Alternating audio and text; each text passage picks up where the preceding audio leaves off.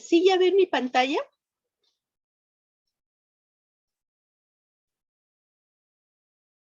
Ya se ve, sí. Bueno, entonces, como la doctora Mendoza indicó, el título de esta plática es Una visión múltiple en el estudio de la evolución química. Así, muchas ramas de la ciencia estudian la vida, pero ¿qué es la vida? Bueno, esta es una pregunta muy difícil de contestar. Podríamos decir que la vida es un sistema particular y único, como continuación del proceso evolutivo del universo.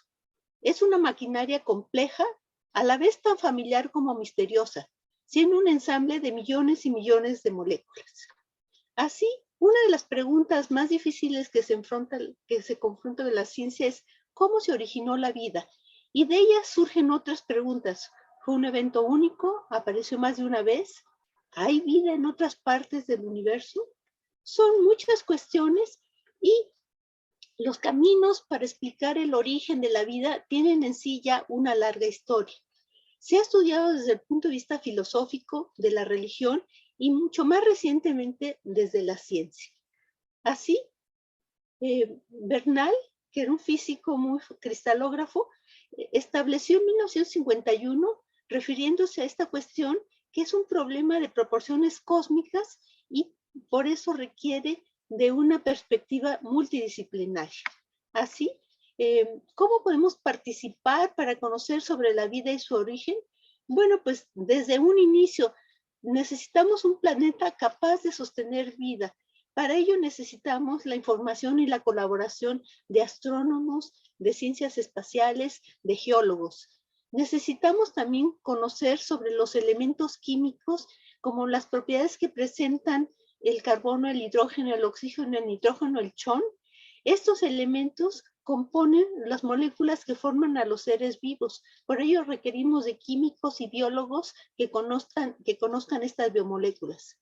También para cualquier proceso necesitamos fuentes de energía. Entonces requerimos la participación de geofísicos, de geólogos, de ciencias de la tierra, de físicos, etc. Y para saber qué tan antigua es la vida, cómo evolucionó a lo largo del tiempo, pues necesitamos la contribución de biólogos, de micropaleontólogos. Entonces, es un conjunto de disciplinas que nos van a ayudar.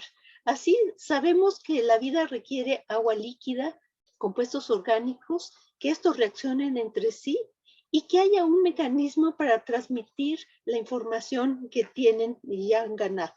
Así, las características mínimas que se requieren para una célula, pues debemos especificarlas. Hay un común consenso que los componentes mínimos requieren de 3 procesos: metabolismo, compartimento y replicación. En cada uno de estos se necesitan moléculas orgánicas. Entonces, para poder tener ese mínimo de componentes, necesitamos compuestos orgánicos y que se formen a partir de procesos abióticos, o sea, sin vida. Entonces, necesitamos la síntesis de estas moléculas que son importantes en los seres vivos. Para una síntesis requerimos fundamentalmente de 2 etapas: la materia prima y fuentes de energía para inducir los cambios. Así, ¿qué son los ingredientes que necesitemos para hacer la célula más sencilla? Bueno, pues necesitamos contar con moléculas. ¿Cuáles moléculas? ¿Qué tan abundantes son y qué tan estables son? Estos últimos puntos son importantes porque si son poco abundantes o son inestables, todos los procesos durarían muy poco en lugar de cada vez irse haciendo más complejos. Entonces necesitamos que cumplan estos requisitos. Ahora, ¿con qué contamos? Pues los elementos más abundantes del universo son el hidrógeno, el helio, y los otros son precisamente el chon, o sea, aquellos que componen los compuestos orgánicos. ¿Cómo sabemos esto?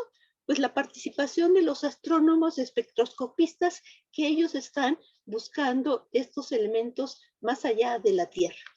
Así, el origen de la materia orgánica en la Tierra la podemos dividir en 2 grupos: exógenos y endógenos.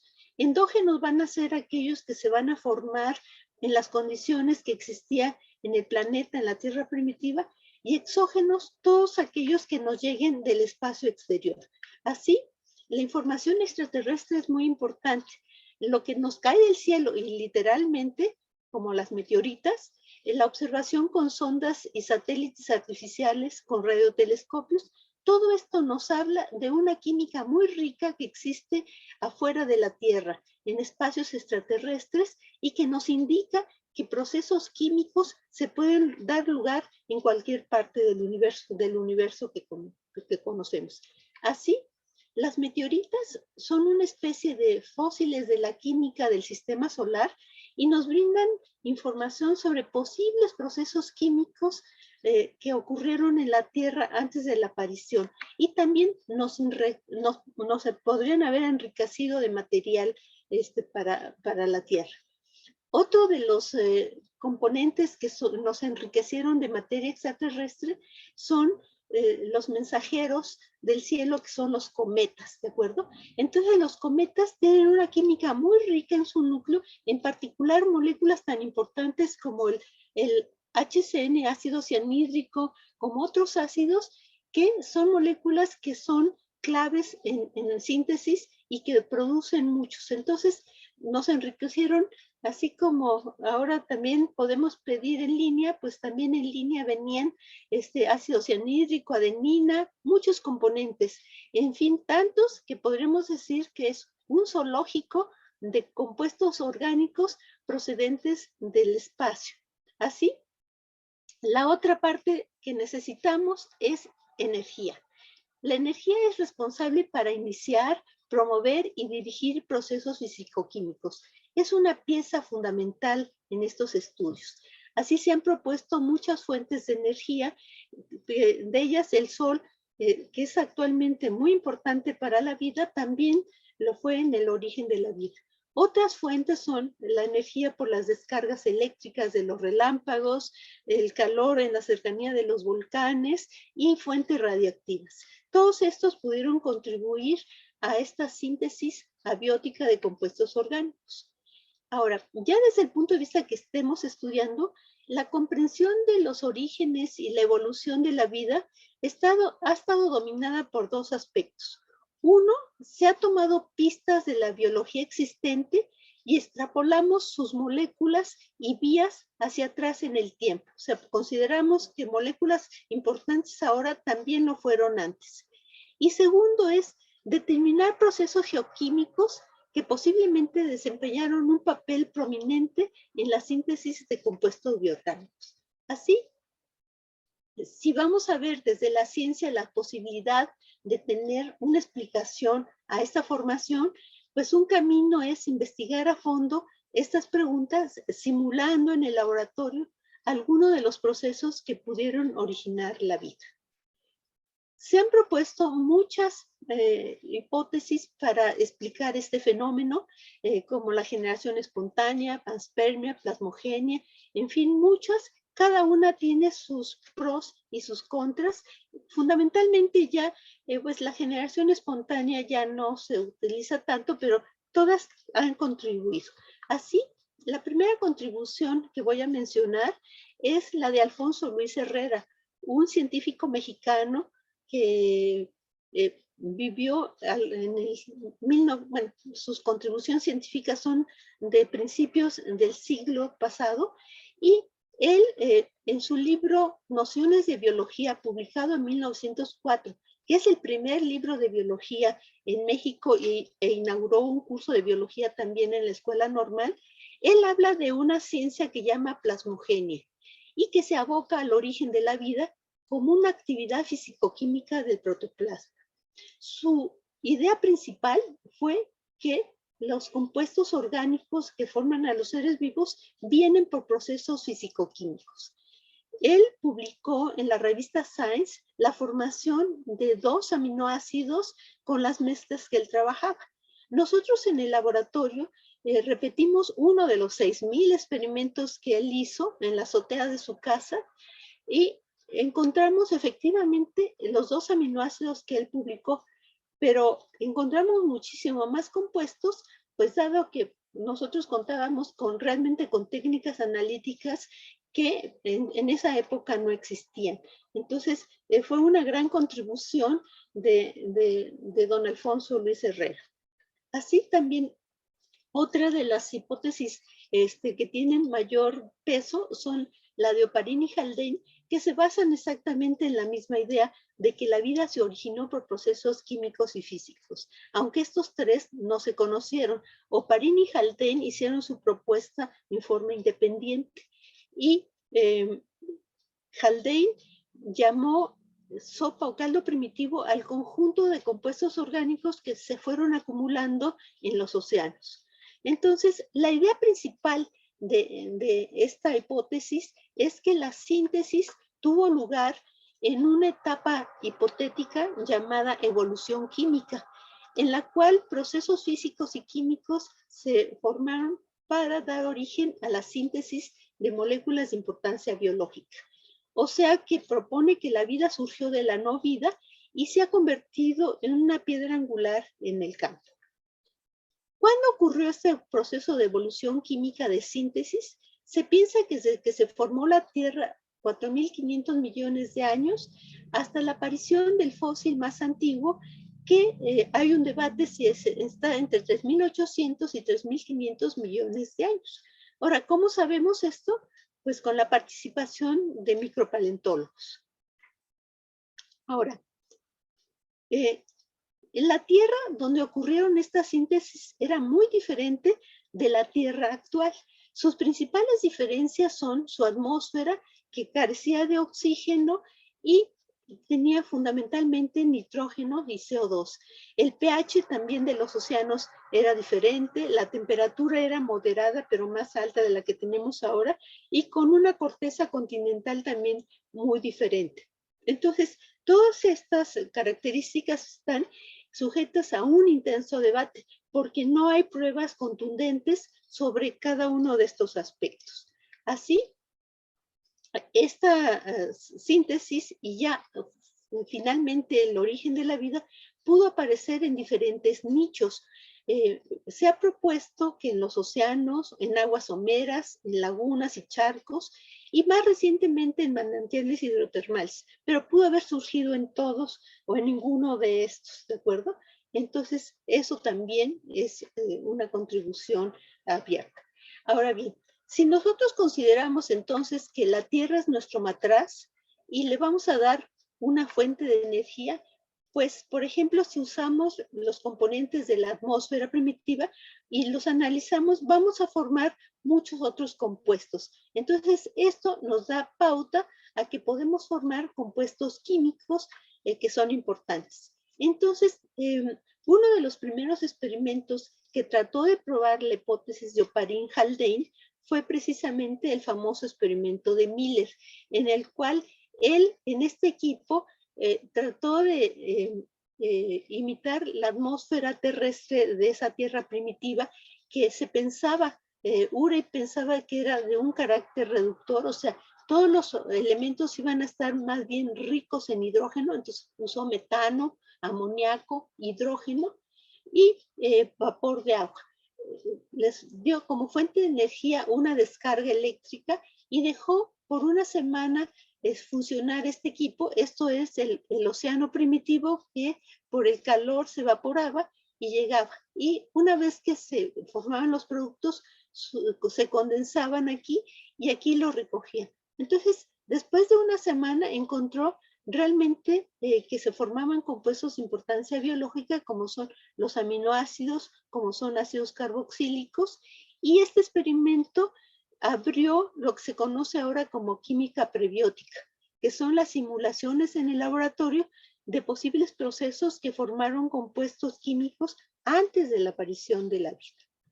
Así, la premisa de estos experimentos es que algunas moléculas de importancia biológica actual también lo fueron en el origen de la vida. Es decir, los aminoácidos, los bases que forman los ácidos nucleicos, los ácidos carboxílicos que forman las membranas, etc. Entonces, el objetivo de la química prebiótica es, por un lado, sintetizar compuestos orgánicos sencillos y después irlos complicando. Y el segundo punto es estudiar la estabilidad de las moléculas en estas condiciones que son extremas. Entonces, debe de haber un balance entre qué tanto se acumula y qué tanto se degrada por las mismas fuentes de energía existentes. Pero si la degradación gana, pues entonces todos los procesos se pararían. Entonces, la estabilidad de las moléculas es un punto clave en estos estudios. Así, una visión integral de esto es, con la aportación de la astronomía, geología, geofísica y la física, nosotros podemos tener una idea de cómo era ese escenario primitivo, cómo era la Tierra primitiva. Por otro lado, la biología, con un enfoque de arriba para abajo, nos puede ir viendo de animales presentes, de ir regresando, tratar de ir viendo los animales más simples hasta que llegamos al punto del origen de la vida. Con esta información, nosotros podemos montar un escenario que tome en cuenta estas características y repetir en el laboratorio experimentos o reacciones que puedan dar lugar a procesos que originen la vida, el origen de la vida, con una aproximación de abajo para arriba. Entonces, como les decía, los requisitos mínimos que se necesitan, yo les había mencionado metabolismo. ¿Por qué? Pues porque nos da una autonomía energética en ese sistema que se está formando. Compartimento nos va a dar individualidad. ¿Qué quiere decir? Que ya vamos a tener un sistema cerrado, pero que a la vez pueda estar en continuo contacto con el medio ambiente, pero adentro vamos a enriquecer de nutrientes o de materias primas para que empiecen a hacer reacciones. Y el tercer punto, una maquinaria genética que nos va a dar historia, o sea, todo lo que se gane lo pueda yo transmitir a mis descendientes. Entonces son los requisitos mínimos y, como les dije, en todos ellos necesitamos moléculas orgánicas. Así, voy a tomar diferentes partes de las diferentes teorías que se han propuesto, y en esta el énfasis es en el metabolismo, que, como les dije, nos daba autonomía energética. Entonces, esta hipótesis quimiautótrofa, entonces lo que su punto fundamental es la fijación del CO2 para reducirla y utilizando metales, en particular sulfuros de hierro. Entonces, a través de esta fijación podríamos formar moléculas ya más complejas, como ácido acético y otras, y que fueron cada vez haciéndose más compleja. Esa primera parte es como si fuese un metabolismo muy rudimentario. Esta teoría se vio reforzada cuando se descubrieron las ventilas hidrotermales o manantiales hidrotermales que tienen un ambiente reductor, que están en las profundidades del océano, con temperaturas muy altas y con un ambiente reductor. Sin embargo, pues hay mucho debate sobre este brinco de un metabolismo simple, que son reacciones químicas, allá la asociación con un sistema que sea llamado vivo, ¿de acuerdo? Entonces, pero la parte del metabolismo aquí es muy importante. Ahora bien, respecto a los compartimientos, entonces es necesario tener esa individualidad, como les dije, para ver una concentración alta.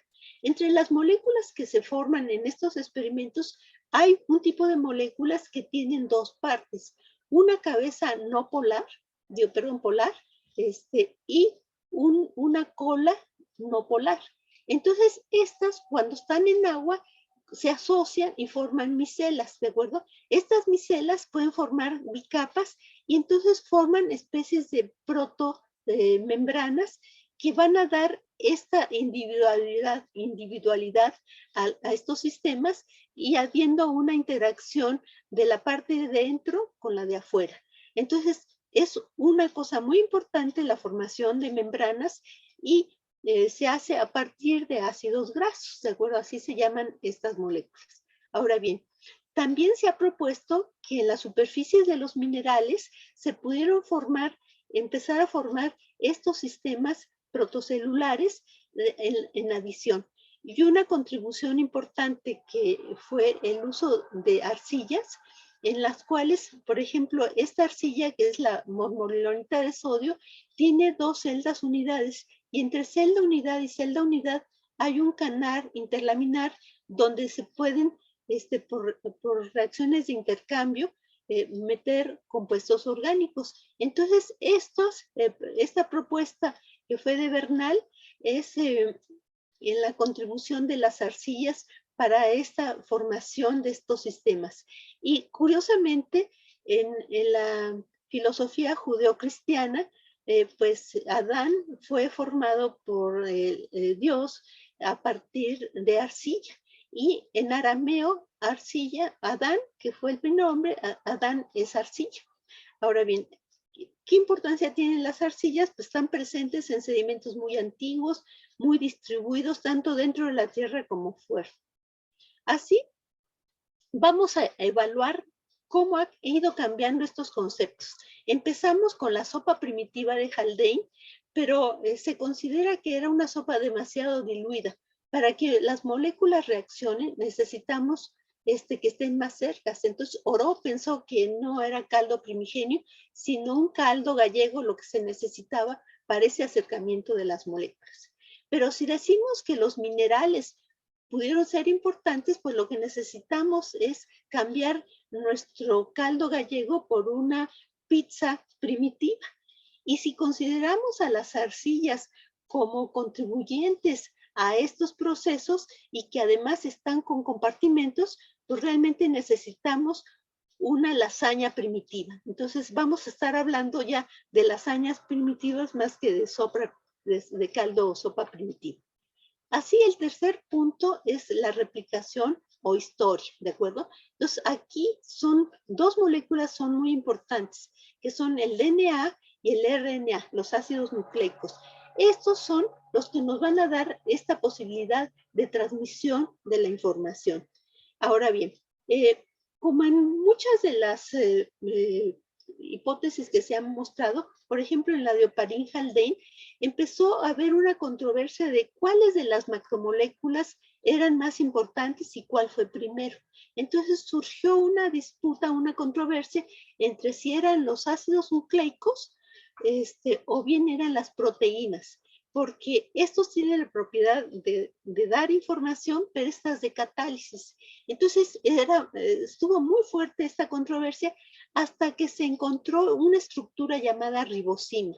La ribosima está formada por moléculas, por cadenas de RNA, uno de los ácidos nucleicos, y tiene propiedades a su vez de información y también catalíticas. Entonces, con esto, el ganador de esta controversia fue, pues, los ácidos nucleicos, ¿de acuerdo? En particular el RNA, y surgió un término que se llamó el mundo del RNA, acuñado por Gilbert, que también era físico, y que constituye la parte fundamental y que cambió mucho.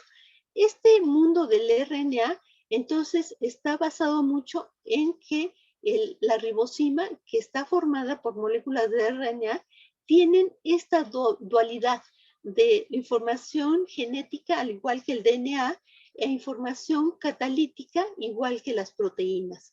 Después, estas moléculas evolucionaron y ya dieron origen a DNA y a proteínas, ¿de acuerdo? Entonces, eso sería un recorrido desde la sopa o caldo primitivo hasta llegar a moléculas como el DNA y el RNA y las proteínas. Así, un replanteamiento de la teoría de Oparin-Haldane constituye esta teoría heterótrofa, en la cual se cambian ya las condiciones de la atmósfera, que ya no se piensa que era reductora, sino más bien de carácter neutro. Hay la síntesis y acumulación de materia orgánica, pero fundamentalmente lo que cambia es que hay este mundo del RNA que deriva en células con DNA y proteínas, más que los organismos o los coacervados que Oparin proponía.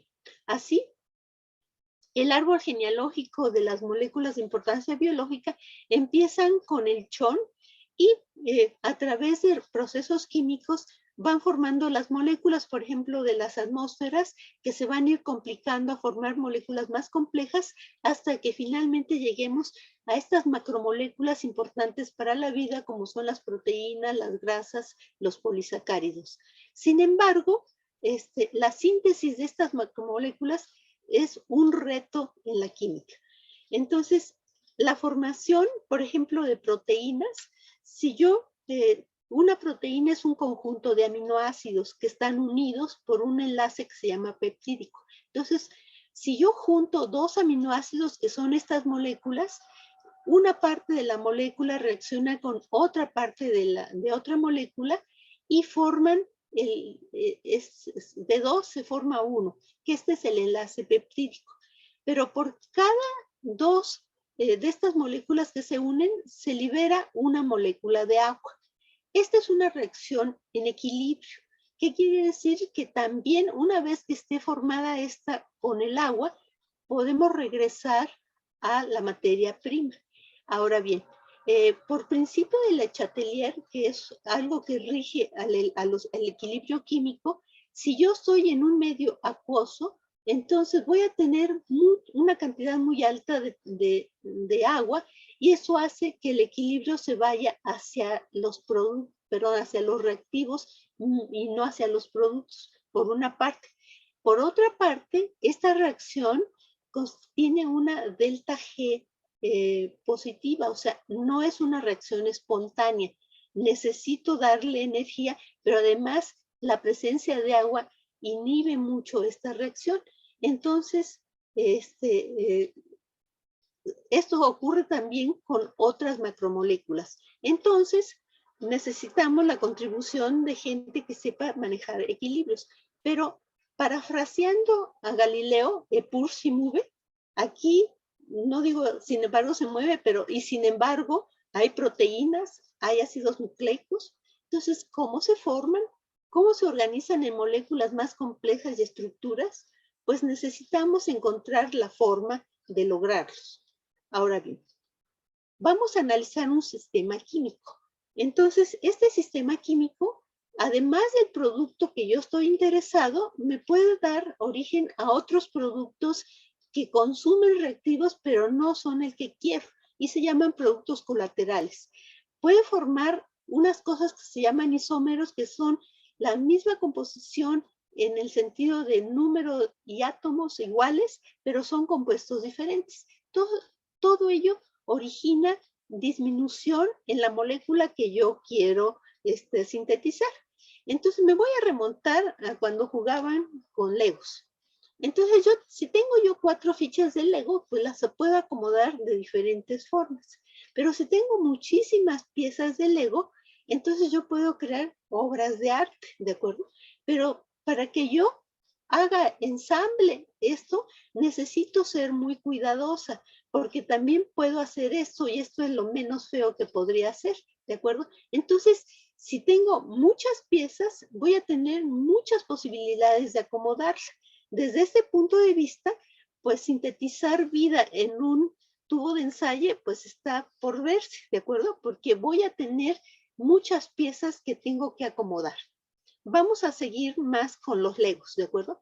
Si yo ahorita tuviera la oportunidad de ustedes de darles Legos, muchos Legos, y les dijera, hagan estructuras.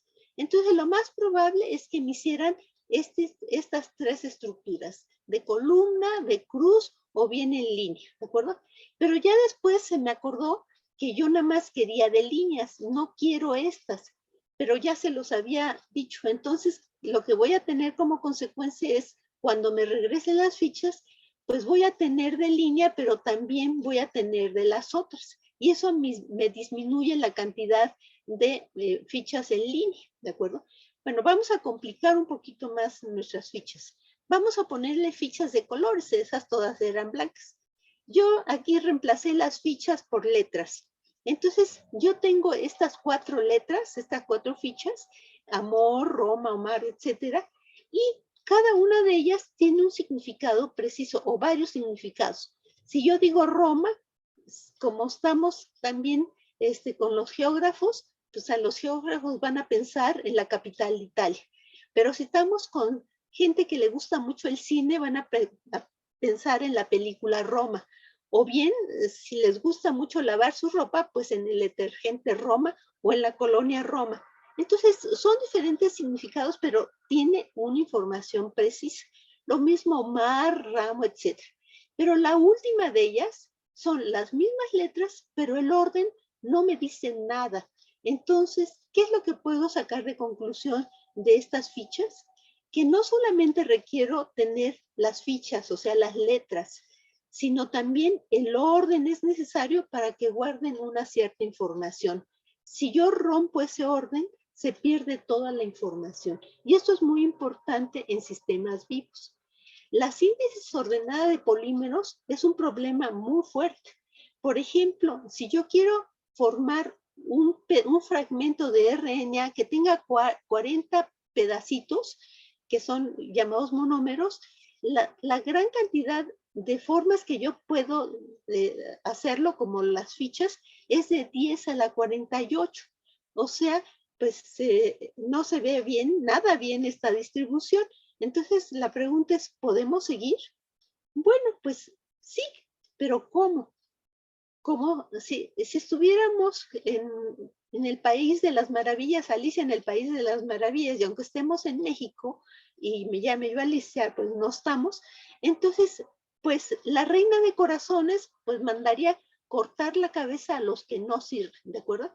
Pero efectivamente eso necesitamos, pero ¿cómo le cortamos la cabeza? ¿Cómo quitamos a los que nos estorban?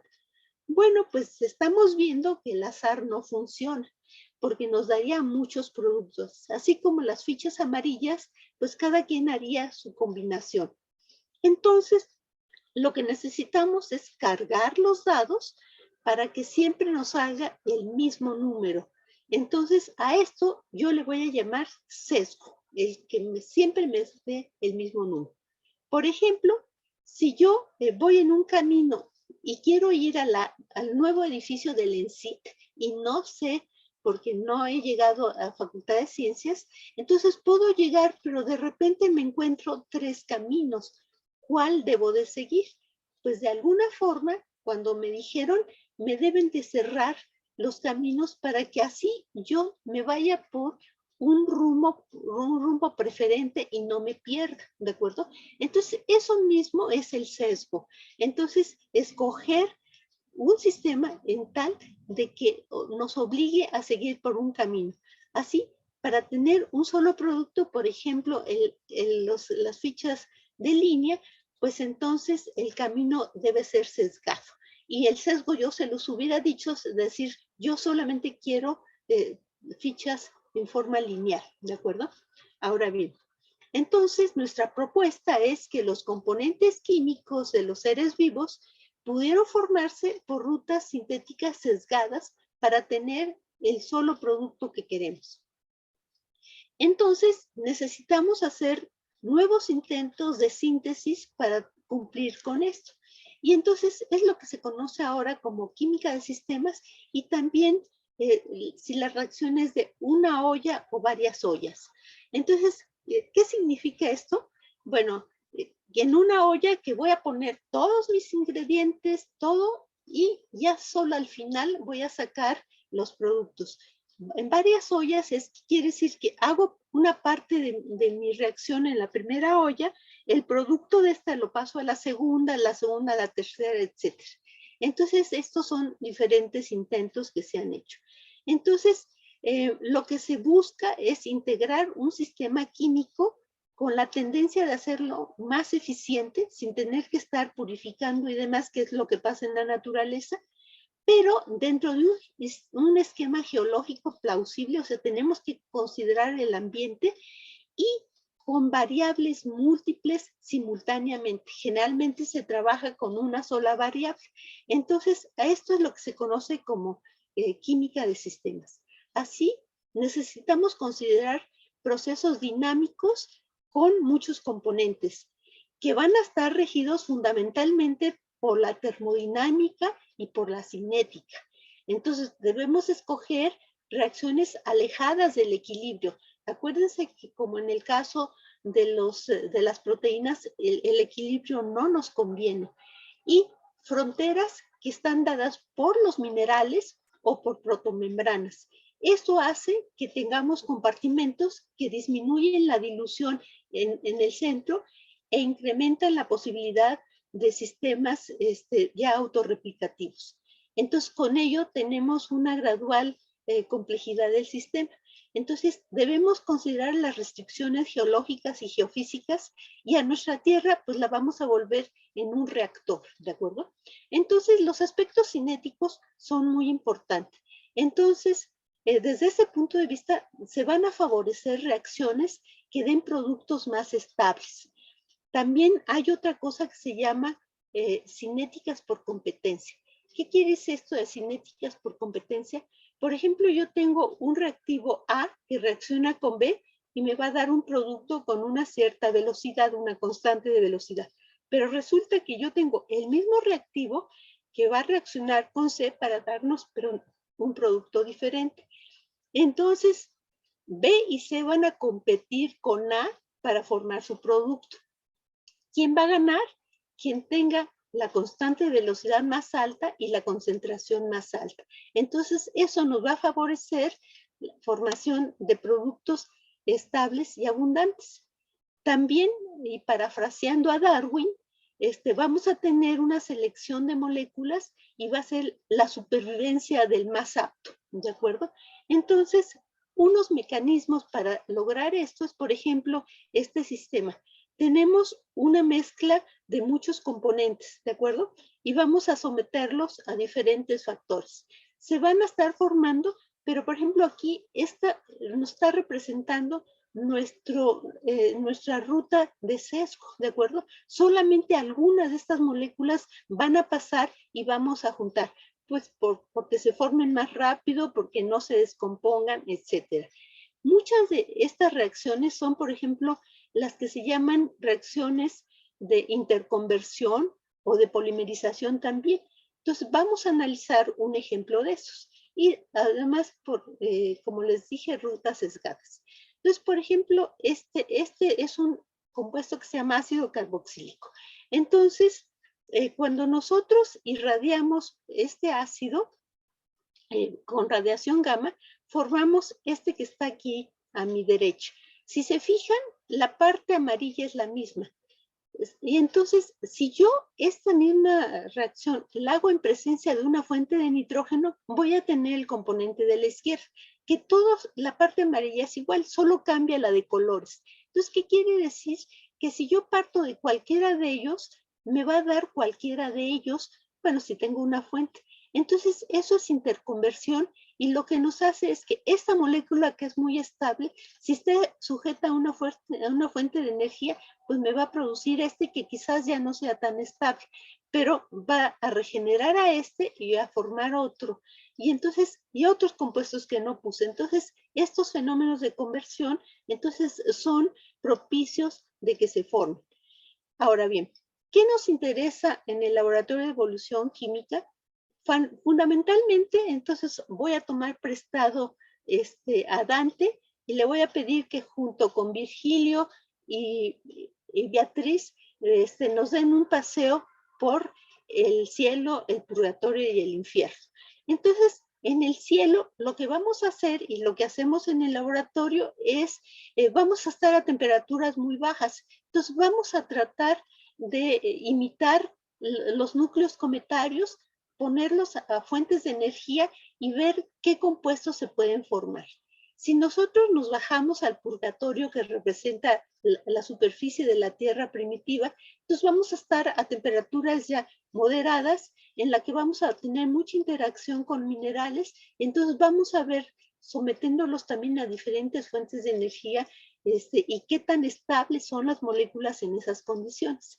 Y si ya de plano nos vamos un poquito más abajo, vamos a encontrar manantiales hidrotermales subaéreos con temperaturas ya no tan bajas, pero no tan calientes como si nos vamos al infierno, donde realmente vamos a tener temperaturas muy altas y que son estas manantiales hidrotermales que yo les presentaba y que se piensa que también es un posible nicho de formar compuestos orgánicos. Entonces, esto es lo que nos interesa. Entonces, aplicando que tengamos caminos sesgados, que tengamos la cinética gane en estas y que la estabilidad de las moléculas se cumpla. Entonces, así, un sistema estudiado sería, por ejemplo, los ácidos carboxílicos, que son los que he estado mencionando, y que son asociados a procesos metabólicos. Vamos a usar como superficie una arcilla, la marmolita de sodio, y una fuente energética que es radiación gamma. Este uso de radiación gamma pues está basado en que tenemos actualmente, existen elementos radioactivos con vidas medias de 10 a la 9, 10 a la 10 años y que existieron con mucho más cantidad en la Tierra primitiva, aproximadamente 10 veces más de la actual. Elementos probables que son reactores nucleares naturales y los productos radioactivos, que son como los reactores que hace el hombre, pero como el fenómeno de Oklo que se formó, y posibles que son todos los elementos en la isla de estabilidad entre 112 y 124 unidades atómicas de masa. Entonces, nosotros, por ejemplo, si tengo un ácido carboxílico, que es es el ácido acético, el ácido que viene en el vinagre, entonces este ácido se puede descomponer en dos partes, de dos formas diferentes. Se puede formar este ácido que su peso molecular es mucho mayor y que además se forman otros, pero bueno, y se llama proceso de dimerización, que se peguen dos, o bien que se descomponga por radiación y nos dé metano y CO2. Si se fijan, de colores puede hacer un rearreglo de estos átomos. Entonces, estas son las formas que se puede descomponer el ácido cuando yo lo tengo en solución acuosa y lo irradie. Ahora, ¿qué pasa si yo además le pongo una arcilla? Entonces tengo un medio heterogéneo. ¿Cómo se compara lo que le pasa al sistema acuoso respecto al que tiene arcilla? Y si podemos modelar a través de cinética estos procesos. Entonces, pues lo primero que hacemos es ver si a la arcilla no le pasa nada con la radiación y no le pasa, ¿de acuerdo? Entonces, estos serían los resultados. Entonces, si aquí pongo la cantidad de ácidos que tienen una masa molecular mayor que la del ácido acético y aquí la dosis de los que se irradió. Entonces, como ven, esta de aquí representa a la cantidad de ácidos que se forman en presencia de la arcilla. Entonces, como ven, disminuye notablemente. Si analizamos la parte gaseosa, entonces vemos que ocurre exactamente lo contrario. Con arcilla se prefiere mucho la formación de CO2. Entonces, como resumen, sin la arcilla domina la dimerización, o sea, compuestos más complejos, pero con la arcilla domina la descomposición. Entonces, ¿qué es lo que nos está marcando esto? Que la arcilla nos está dando un camino preferencial de descomposición, porque esto se forman muchos otros compuestos y aquí ya no, ¿de acuerdo? Entonces, resumiendo también, muchos de los problemas que se enfrentan es la falta de evidencias geológicas sobre los ambientes de la Tierra primitiva, la ausencia de un registro fósil de organismos primitivos que para los biólogos sería muy importante, la falta de procesos químicos para formar macromoléculas aún no la encontramos, y el enigma del fósforo. El fósforo es un elemento muy importante en los sistemas biológicos y no hay una fuente adecuada. Así, en términos globales, podríamos decir que nuestros precursores, que son moléculas que están en las atmósferas, se forman para formar esta sopa o también caldo primitivo o pizza primitiva, que a través de procesos aún desconocidos forman ya moléculas más grandes. Por algún lado de por aquí está el origen de la vida hasta llegar a algo que se llama LUCA, el último ancestro común, que los biólogos están tratando con las diferentes formas como ellos catalogan a los seres vivos, tratar de que LUCA tenga un común denominador y su evolución diera a las células modernas. Pero como ven, en estos esquemas hay muchas todavía incógnitas, entonces pues bienvenidos al lado oscuro de la evolución química y el origen de la vida. Así, lo que hacemos lo podemos aplicar a otros campos, pues sí, por ejemplo, a la dosimetría de la radiación, o sea, ver cómo podemos medir la energía dada a un sistema, a la síntesis de moléculas muy complicadas que sean de interés comercial, a determinar constantes de velocidad de procesos ultra rápidos. Recuérdense que la cinética es muy importante. Introducimos el término de catálisis heterogénea por radiación que afecta, como ven, los resultados y fundamentalmente la formación de recursos humanos. Resumiendo, la Tierra se formó aproximadamente hace 4.500 millones de años. La vida probablemente comenzó entre 3.500 y 3.800 millones de años y surgió a partir de las reacciones químicas de moléculas inorgánicas a las orgánicas. El experimento de Miller abrió la experimentación en esta área y somos el resultado de millones y millones de años de un proceso evolutivo. Todo ello nos ha llevado a preguntarnos sobre nuestro origen, esperando que en un futuro podamos aterrizar en un concepto más firme, con pruebas sólidas, con una participación importante de la química prebiótica y de las otras áreas. Yo les he hablado mucho de cosas del pasado, pero hace poquito hubo el Festival de San Remo, en la cual una de las canciones que participaron es la siguiente. Todo es cuestión de química. Pues no me queda más que agradecerles su presencia en esta plática y en particular agradecerle con mucho cariño a mis compañeros de laboratorio, Claudia Camargo, Alejandro Heredia, Sergio Ramos, Jorge Cruz, Adriana Meléndez, Anayeli López, Héctor Vázquez, Karina Cervantes, e Isabel Mejía, por el gran apoyo en este grupo y sobre todo a los estudiantes asociados al laboratorio, que son la parte esencial en este laboratorio. Pues muchas gracias. Pues Alicia, muchísimas gracias. De verdad, qué plática tan interesante.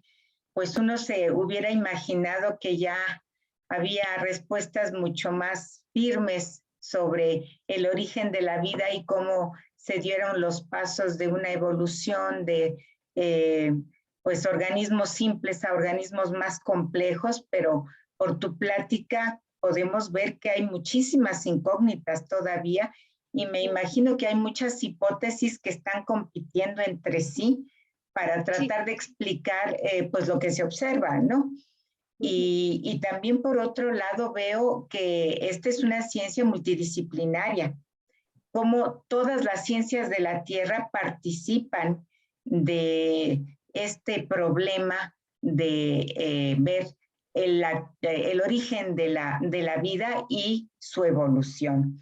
Yo no sé si tú tuvieras un comentario más personal que te llevara a decir, bueno, yo creo, aunque todavía no lo hayas podido demostrar, pero que tú pensaras o tuvieras idea de cuál es algún camino que tú consideras que sería el más seguro para explicar estos pasos de moléculas complejas, de moléculas sencillas a complejas, sobre si participan muchas fuentes de energía o hay alguna predominante dadas las condiciones de la Tierra primitiva. No sé qué nos pudieras comentar al respecto, Alicia. Sí, yo pienso que esto de poder tener rutas sesgadas, o sea, que nada más nos den un camino, podría facilitar mucho estas síntesis, porque en general se obtienen muchos productos y mientras más reactivos tengamos, la diversidad de productos va a aumentar. Entonces necesitamos, buscar rutas sesgadas a través de procesos geológicos en las cuales, por ejemplo, la participación de los minerales puede ser muy importante. Hay otro problema que no mencioné, que es una cosa que se llama la actividad óptica. Todos los seres vivos, por ejemplo, nuestros aminoácidos, se pueden escribir de dos formas. Una forma, como es la mano derecha, es a la izquierda. Y nosotros nada más es por una síntesis química producimos 50 y 50, pero la vida nada más tiene uno, el que se llama la familia L en los aminoácidos. Entonces, eso hace todavía más complicado el estudio de estos sistemas, porque tiene que ser aún reducido. Entonces, los minerales pueden ser promotores de escoger solamente uno de estos isómeros. Entonces, yo pienso que si el estudio de los minerales hace posible que tengamos una esperanza más cercana de cómo restringir estos métodos. Y también el que haya estas membranas que son, que le dan individualidad, también dan oportunidad al autoensamblamiento de las moléculas orgánicas, y este autoensamblamiento pues nos origina también sistemas autocatalíticos que ya se van a desprender de fuentes de energía. Ahora, también al final pues hay una cosa que es importante, todos los caminos llegan a Roma, porque mucha gente dice, es esta fuente y este camino, y yo siento que no, puede ser que todas las fuentes tomaron parte y todos los caminos fueron importantes. Entonces, sí tenemos que tener esa mente abierta de no ser tan casados con las teorías, sino hacer una combinación incluso de ellas, y a lo mejor ninguna de ellas funcionó porque pues la vida sigue otros procesos. Pero yo siento que el encontrar estas rutas de un solo camino nos ayudarían muchísimo. Oye, y pues hablando de los minerales, pues entonces podría ser que en otros planetas con condiciones adecuadas y otro tipo de minerales, pues tuvieras otras rutas, ¿no? Sí, por ejemplo, fosfina es pH 3, es como amoníaco pero con fósforo. Entonces, sería una fuente muy importante para el fósforo, pero pues aquí en la Tierra no hay. Pero, por ejemplo, en Júpiter su atmósfera tiene fosfina. Entonces, por ejemplo, ahí a lo mejor síntesis de compuestos parecidos pueden ser a partir de fosfina. Y así otras moléculas, ¿no? Claro, hombre, pues se abre un mar de posibilidades realmente para la generación de vida compleja, ¿no? Uh-huh. Y bueno, pues Alicia, yo te agradezco mucho esta plática, de verdad ha sido muy interesante y pues con esto te damos las gracias por parte de la Escuela Nacional de Ciencias de la Tierra y invito a nuestro auditorio a que nos acompañe el 30 de marzo en un nuevo seminario institucional de la Escuela Nacional de Ciencias de la Tierra. Pues me despido de todas y todos ustedes deseándoles muy buena tarde. Muchas gracias, doctora Alicia Negrón Mendoza. Hasta luego. Muchas gracias. Hasta luego.